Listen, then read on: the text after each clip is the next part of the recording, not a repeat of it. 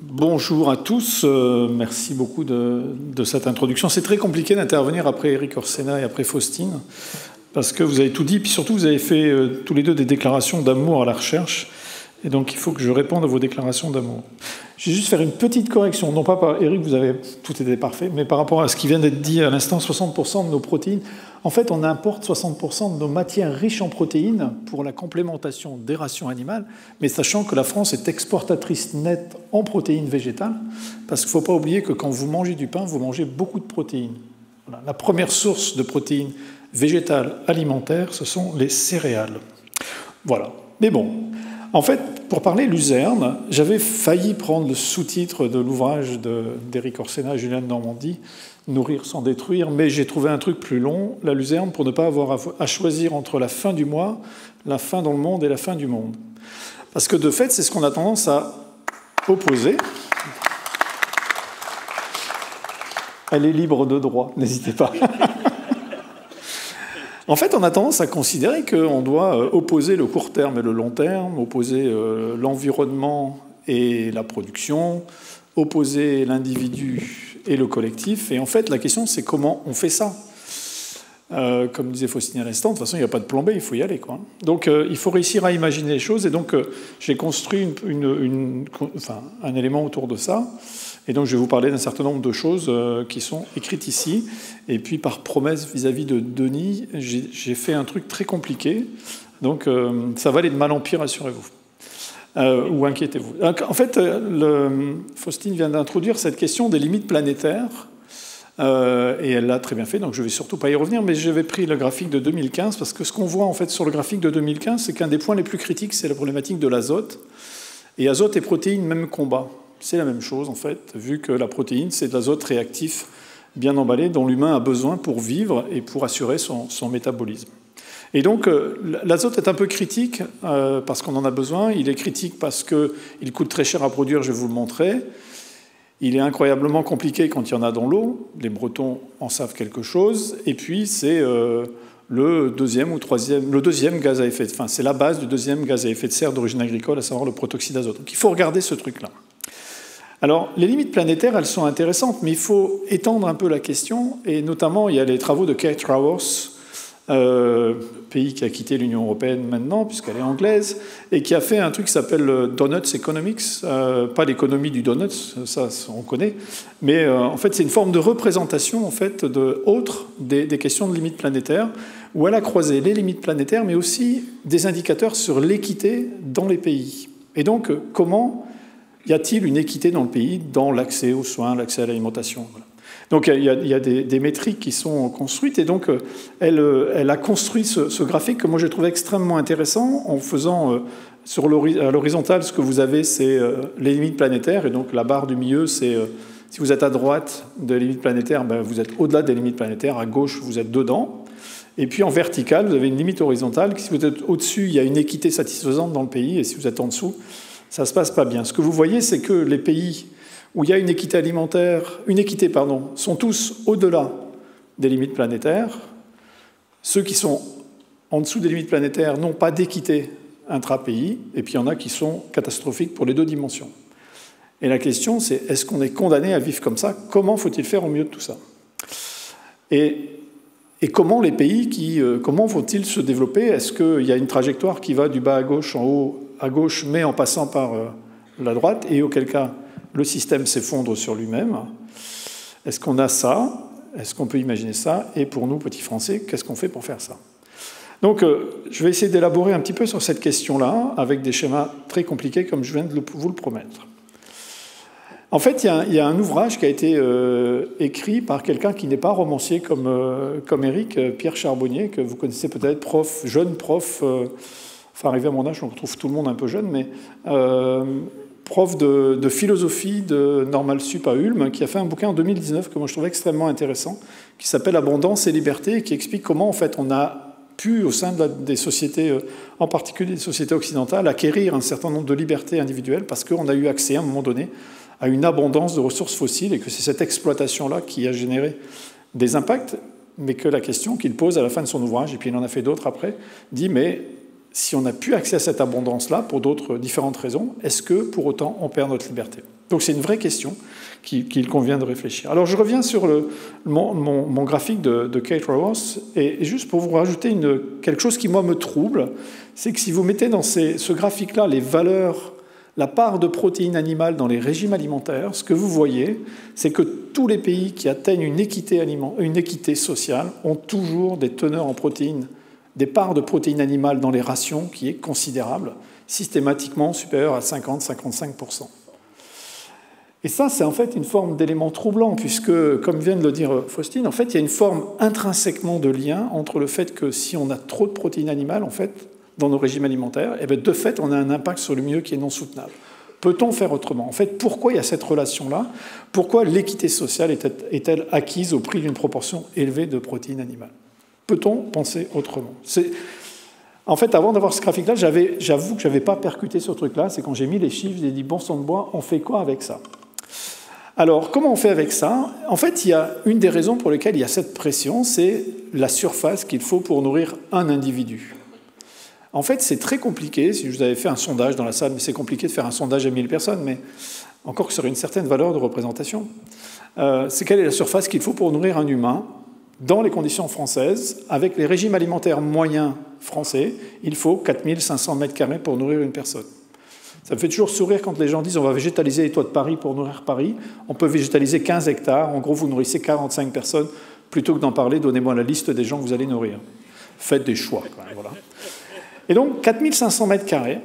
Et si vous avez des régimes moins riches en produits carnés, qui sont ici incarnés par la cohorte bio, qui est de Bionutrinet Santé, qui avait en fait un régime alimentaire moins riche en produits animaux, en particulier moins riche en viande, vous avez besoin de 3500 m². Ça fait qu'encore beaucoup, vous êtes encore à 1/3 d'hectare, sachant qu'on est parmi les surfaces du globe les plus productives. Voilà. Donc, il faut vraiment avoir ce chiffre-là vraiment présent à l'esprit quand vous prenez la région parisienne, Paris et sa banlieue, 15 millions d'habitants. En gros, si vous prenez la colonne de droite, c'est 5 millions d'hectares. Si vous êtes sur la colonne de gauche, c'est 7 millions d'hectares. Ça fait un grand paquet, quoi. Hein. Mais Paris, c'est une petite ville. Prenez Shanghai, prenez Lagos, qui en 2050, d'après les scénarios démographiques, et il se trompe très peu, ce sera la plus grande ville du monde, le Nigeria. 50 millions d'habitants. Si vous regardez où est Lagos, Lagos est coincé contre la mer, golfe de Guinée, donc déjà un peu de mal à s'étendre sur la mer. Et puis derrière, vous allez vers les terres, vous tapez dans une mangrove. Vous ne pouvez rien faire non plus. Comment vous nourrissez ça? Et puis Lagos est coincé contre la frontière avec le Bénin. Et si vous regardez comment sont les 4 capitales qui se touchent, là, Lagos, Cotonou, Lomé et Accra, en fait, il y a moins de 200 km. Comment vous nourrissez ce bazar-là? En fait, et là, il y a un défi, mais qui est monstrueux. Et donc, en fait, ce n'est pas un défi agricole qui se pose. Pas uniquement un défi agricole, c'est un défi logistique et un défi des industries agroalimentaires qu'on met derrière. Voilà. Bon, mais il faut vraiment avoir ces éléments-là présents à l'esprit, sinon on dégoise. Bon, je reviens à l'histoire de protéines, parce qu'on est quand même là pour parler de luzerne et protéines. Et en fait, pensez la protéine et l'azote réactif dans un même cycle. Donc, à quoi ça ressemble? Alors, le premier graphique, celui-là, il est simple, c'est celui-là. J'adore dire qu'il est simple, il n'est pas de moi, il est de Gilles Binen, prof de l'université Pierre et Marie Curie de Paris, qui est un type absolument génial. Et en fait, il a eu cette idée, cette intuition de dire, mais après tout, plutôt que de parler de protéines, on va convertir tout ça en azote et on va regarder comment on va nourrir les populations. Donc c'est les chiffres de 2009, mais j'ai rajouté dans les petits carrés les chiffres pour 2020. Et donc, en 2009, pour nourrir la population humaine, il fallait 31,2 millions de tonnes d'azote sous forme de protéines, et comme la population humaine elle est en croissance, mais pas beaucoup, tout autant que nous ne grossissons plus, donc en fait on a une efficience d'azote qui est de 0, en fait on rejette tout l'azote que l'on consomme, mais si on arrêtait d'en consommer, on meurt demain matin. Donc on consomme 31,2 et on rejette 31 dans l'hydrosphère. Mais pour alimenter ça, en fait on faisait rentrer en 2009 140 millions de tonnes d'azote, un petit peu sous forme de fixation symbiotique, un tout petit peu sous forme de pluie. Quand il y a des orages, en fait, il y a un petit peu d'azote réactif qui tombe, et puis beaucoup sous forme d'engrais azotés. Et en fait, vous avez un système qui est d'une inefficacité totale. Une inefficacité totale. Au milieu, à l'échelle mondiale, il y a des animaux. Alors, ceux qui ont une belle vue, ils vont dire, oui, mais l'efficience est extrêmement basse. En moyenne, à l'échelle mondiale, ils font 11 à 12 kg de protéines animales pour faire 1 kg de protéines végétales. Les spécialistes de l'élevage en France vont dire en moyenne c'est 4 en France. Je vais leur dire c'est tout à fait vrai, mais est-ce que vous avez pris en compte les protéines végétales qu'on donne aux chevaux? On ne mange pas beaucoup les chevaux. Est-ce que vous avez pris en compte les protéines qu'on donne aux chiens et aux chats? On ne mange pas les chiens et les chats, ce n'est pas autorisé. Le hot dog, ce n'est pas ça que ça veut dire. Donc, si vous intégrez tous ces éléments-là, il y a plus du GB chevaux que du GB mouton en France, il faut le savoir. Si vous intégrez ça, en fait, la valeur française se dégrade salement. À l'échelle mondiale, c'est pareil. Et donc, comment on fait bouger ce bazar-là?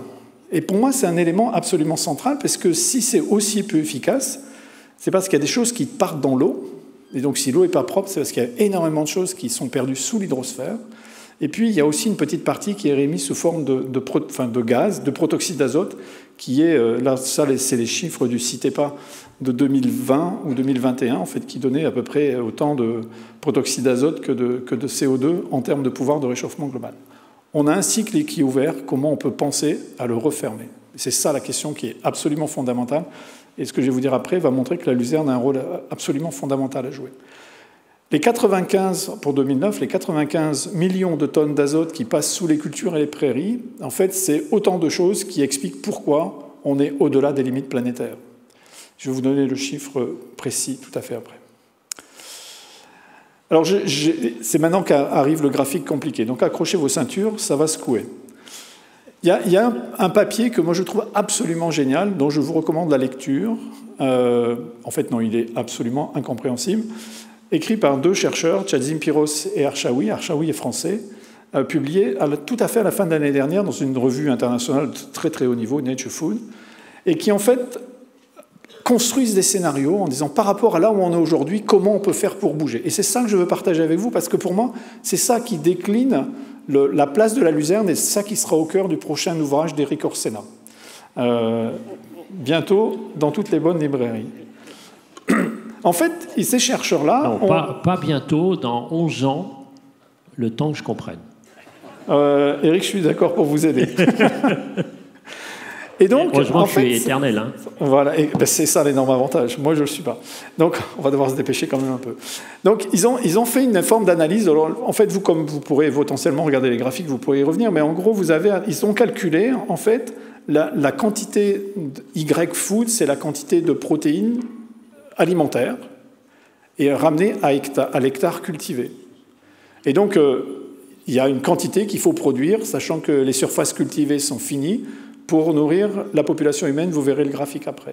Et en fait, on obtient cette quantité d'aliments par les cultures que l'on mange, typiquement le pain, et puis aussi les animaux que l'on consomme, sachant que les animaux, pour les nourrir, ils ont utilisé une partie des céréales, par exemple, pour nourrir des cochons et des volailles, des résidus de culture, vous donnez aux animaux de la paille de blé, ça les nourrit. Et puis il y a toute la partie prairie, N-grass, la luzerne, elle est dans les N-grass.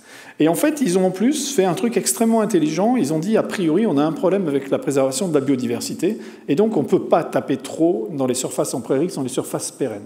Et Eric le disait tout à l'heure très bien, la luzerne, potentiellement, peut être une base de diversité dont on a dramatiquement besoin. Une fois que ça, c'est la partie simple. La partie compliquée, c'est la suite, c'est ça. Rassurez-vous, je vais vous l'expliquer. En fait, ce que vous avez dans la barre horizontale, voilà, dans cet axe-là, c'est en fait la quantité d'azote qui est perdue sous les cultures en moyenne. Si vous voulez être dans un système qui est au sein des limites planétaires, vous devez vous situer entre 10 et 20 kg d'excédent d'azote par hectare et par an. Que les agriculteurs français ne disent pas, nous on est en dessous de ça, c'est pas vrai. Donc il faut regarder l'ensemble de la ferme France, et si on était dans cette zone-là, on n'aurait pas de marée verte en Bretagne. On n'aurait pas de problème de nettoyage de l'eau. Sachant que je partage complètement ce que Eric vous avait dit tout à l'heure, il vaut mieux éviter des fuites dans les tuyaux que d'en injecter davantage. Donc il faut être entre 10 et 20 kg. En fait, aujourd'hui, on est à 48. Le petit, alors je n'ai pas de pointeur. Je ne sais pas si on a un pointeur là-dessus. Ah si, là, on est là. Voilà. Et donc ils ont dit, mais qu'est-ce qu'on peut faire à partir de là? Donc ils ont créé 5 scénarios, et en fait dans ces scénarios, ils ont fait joujou. Ils ont dit, alors normalement, ouais, donc les 5 scénarios, on peut jouer sur la fertilisation minérale, donc dans des systèmes qui restent essentiellement fertilisation minérale, comme on est quand même aujourd'hui. Souvenez-vous, les 115 millions de tonnes qu'on met au départ. Eh bien, ils ont dit, on fait 3 scénarios, B1, B2 et B3, où en fait on optimise un certain nombre de choses, je vous montrerai après. Et puis, ils ont fait 2 autres scénarios en disant, ben, demain, il n'y a plus d'engrais azotés, c'est interdit. Ce n'est pas de la norme, c'est dire, on fait un scénario. Ils ont dit donc, tout repose sur la fixation symbiotique de l'azote, le B4 et le B5. Le B4, ce serait des systèmes à peu près comme aujourd'hui, avec beaucoup de production animale. Et de fait, on en a besoin beaucoup parce que les animaux assurent le cycle de fertilité. Et puis B5, on améliore les choses. Donc voilà, les 2 grands blocs qu'il y a au milieu de tout ça. Après, ils jouent un tout petit peu sur les surfaces en prairie en disant de toute façon, on ne peut pas bouger pour des raisons de biodiversité. Donc vous voyez, ça fait des blocs assez étroits. Par contre, quand on est sur la fixation symbiotique de l'azote, en fait, on a beaucoup plus de liberté, de degrés de liberté. Et après, ils se sont amusés à jouer autour de ça. Ce que vous voyez, c'est que quand la part de protéines animales augmente, et donc vous allez vers le bas à droite, et bien en fait, vous augmentez la part des cultures consacrées aux animaux, vous augmentez aussi les pertes d'azote. Et surtout, ce que vous faites, c'est que vous réduisez la capacité à nourrir le monde. Parce que l'axe vertical, c'est la quantité de protéines, enfin d'azote alimentaire dont vous disposez. Et alors, pour vous en sortir, en fait, ça, la courbe, le petit tiret là, c'est en fait là où on a positionné, où était le monde en termes de besoins depuis quand on était en 1960 avec les 3 milliards d'habitants, où on était en 2007 avec les 7 milliards d'habitants. Et ce dont on va avoir besoin, je me tourne pour que vous puissiez voir en fait. En fait, c'est dans les différents scénarios de la FAO en matière enfin pas de la FAO, des Nations Unies en matière de population mondiale, le scénario de population les plus basses démographiquement serait atteint en 2053, pardon, et serait là. Et puis les scénarios avec les populations les plus élevées seraient là. Et vous voyez que pour nourrir la population, on a besoin d'avoir cette quantité-là de protéines alimentaires. Et si on a le scénario le plus haut, on a besoin d'être là. Si ici on a atteint ce scénario-là, donc on ne change rien, et on reste dans cette zone-là, en fait, on pourra nourrir à peu près les gens jusqu'en 2040. Après, ça ne tient plus, même en réduisant les pertes alimentaires. Donc en fait, on a un souci. Il faut qu'on arrive à remonter ça, mais en revenant ici. Et donc, il crée des scénarios autour de ça, extrêmement riches. Le premier, c'est de dire, on reste dans les systèmes actuels et on optimise. On optimise quoi? On optimise l'efficience d'utilisation de l'azote. Et vous savez tous ceux qui font de l'agriculture, qu'en fait, on a des marges de manœuvre. Il y a des variétés qui passent mieux que d'autres. Il y a des espèces qui sont un peu meilleures que d'autres. Il y a des positionnements de l'azote qui sont meilleurs que d'autres. Et puis, le recyclage des effluents. On a un recyclage des effluents qui est extrêmement bas. À l'échelle européenne, en 2022, on a produit 30 millions de tonnes d'éléments fertilisants. Combien on en a réutilisé? Sur les 30, enfin, en fait, c'est 31,5 millions de tonnes. On en a réutilisé 5. Le reste, en fait, on se dépêche de le mettre soit dans l'eau, soit dans l'air. Quand vous avez des stations d'épuration et vous avez de l'azote, ce que vous faites, c'est que vous essayez d'en coller un maximum dans l'air en bulant. Un peu comme si l'azote n'avait strictement rien coûté. Olivier, je pense que l'azote était un peu cher l'année dernière. Pourquoi chercher aussi vite à le mettre dans l'air? Donc comment on fait pour utiliser ça un peu mieux? C'est les scénarios de B1 à B3. Et les autres, en fait, l'autre scénario, c'est d'aller vers des systèmes très riches en légumineuses, et là aussi en faisant des efficiences d'utilisation d'azote et en recyclant. Et pour moi, ce système-là, en fait, cette découverte de ce papier-là, cette lecture absolument passionnante, donne en fait toutes les marges de manœuvre qui permettent de dire on arrête d'opposer environnement et nutrition. On a des scénarios, on peut en discuter, mais les scénarios, ils sont là pour ça, de dire mais voilà ce qu'il faut faire. Et donc, ayant ça, pour la luzerne, on arrive à pouvoir tirer alors voilà, quelques éléments pour penser la luzerne, et c'est ma dernière diapo. C'est en fait si vous augmentez la part de luzerne dans les systèmes et dans des systèmes optimisés, et bien en fait ça conduit à une position qui est quelque part entre le scénario B2 et B5. Il faut maximiser l'entrée d'azote symbiotique, il n'y a aucun doute là-dessus. Il faut maintenir une production de ruminants, et c'est là en fait qu'il y a une forme de tension, comment on réduit d'une part la part de produits animaux, mais en fait en enlevant les animaux qui sont en confrontation directe avec nous humains, les cochons et les volailles, en fait, c'est des monogastriques, comme nous, en fait. Ils mangent la même chose que nous. Et en fait, le seul endroit où il n'y a pas de confrontation, c'est sur les ruminants, parce qu'ils mangent de l'herbe et nous, temps en temps, certains la fument, mais ce n'est pas fait pour ça.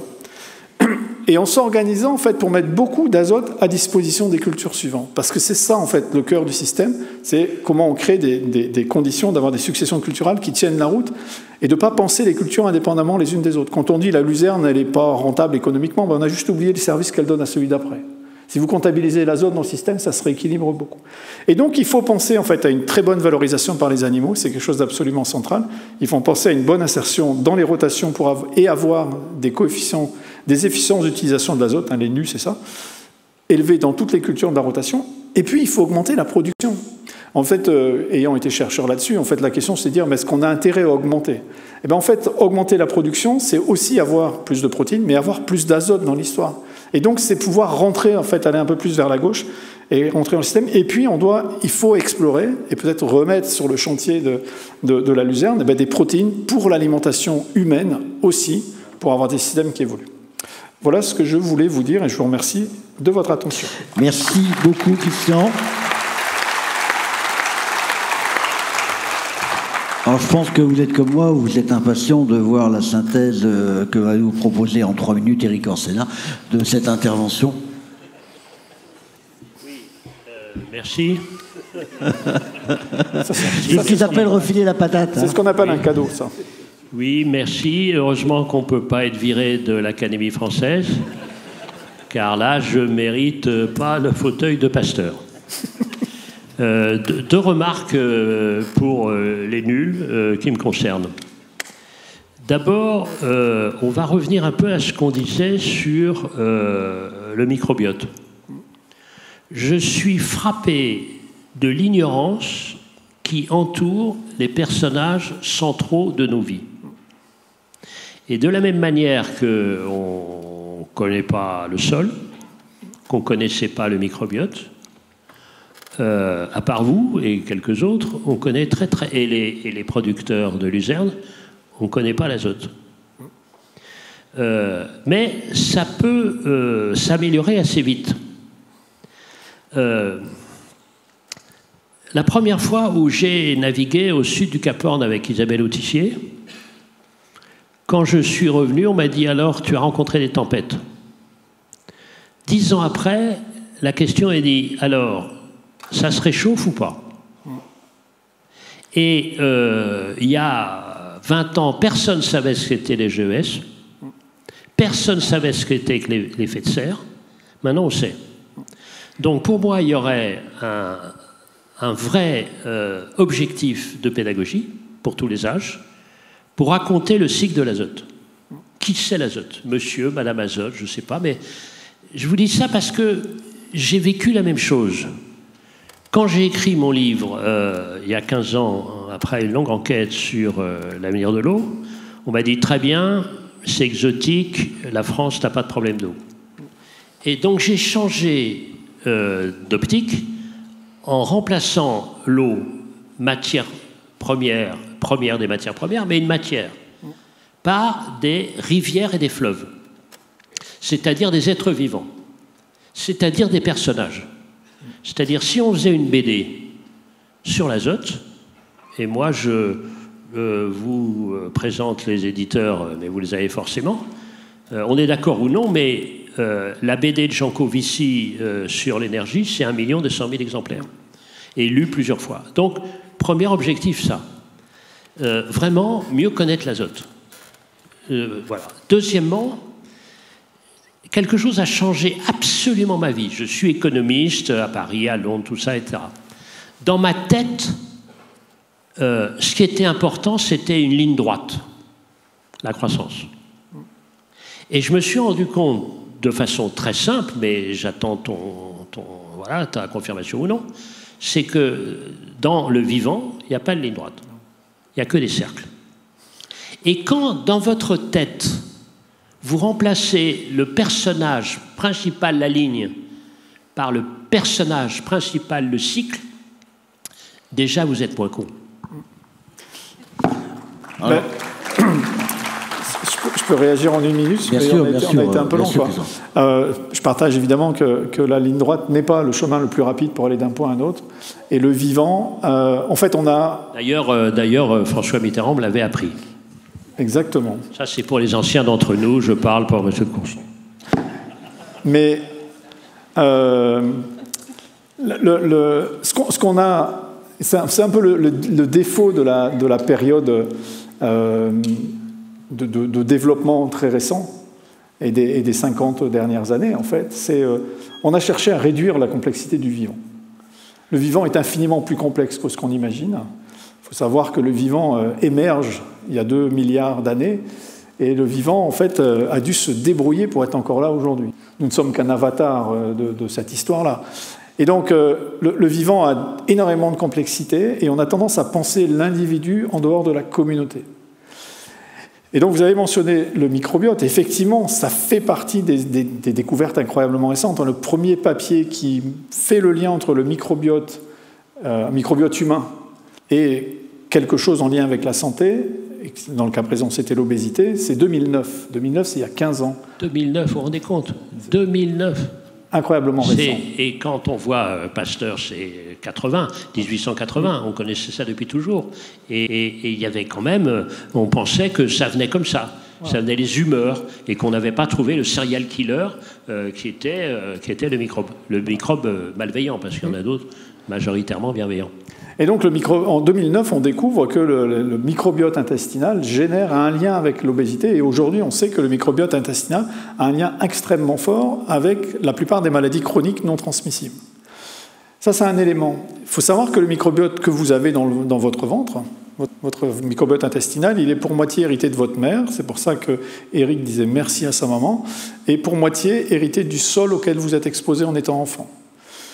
Ce sol-là, qui a un microbiote incroyablement riche, presque incultivable, on a 90% des micro-organismes du sol qu'on n'arrive pas à cultiver. Compliqué, en fait, après, pour les décrire, hein, objectivement, et savoir comment on fait ça. Donc, quand on parle de qualité des sols et de sols en bonne ou mauvaise santé, en fait, il faut réussir à mesurer ce bout-là et comment on arrive à cartographier ça. Et puis, le microbiote, il a un autre endroit qu'on découvre et qui est beaucoup plus récent et qui a pour la première fois eu des bouts de séquençage qu'en 2015, c'est le microbiote du végétal. Le végétal a 3 microbiotes. Ça, c'est la mauvaise idée. Le microbiote des racines, le microbiote des feuilles, et puis un microbiote interne dont on se demande bien à quoi il sert. Et nous, professeur, on a aussi plein de microbiotes chez nous. Oui. Il n'y a pas que l'estomac. Non, il y a l'estomac, il y a la peau, il y a la bouche. Oui, il y a tout, oui, et notamment, et d'autres endroits qu'on ne va pas dire ça. On ne va pas décrire ici. Voilà. Et nous ne sommes pas uniquement qu'entre adultes consentants. Donc, exactement. Voilà. Et c'est tout à fait vrai. Et en fait, chaque fois que le microbiote, quel que soit l'endroit où il est localisé, est déformé, en fait, il a une incidence et il met un temps à se récupérer. Et il y a un lien très fort entre ce qu'on fait sur les plantes, ce qu'on fait sur le sol et ce qui va arriver chez les humains. Et ce qu'on a là, en fait, c'est une transmission horizontale intergénérationnelle.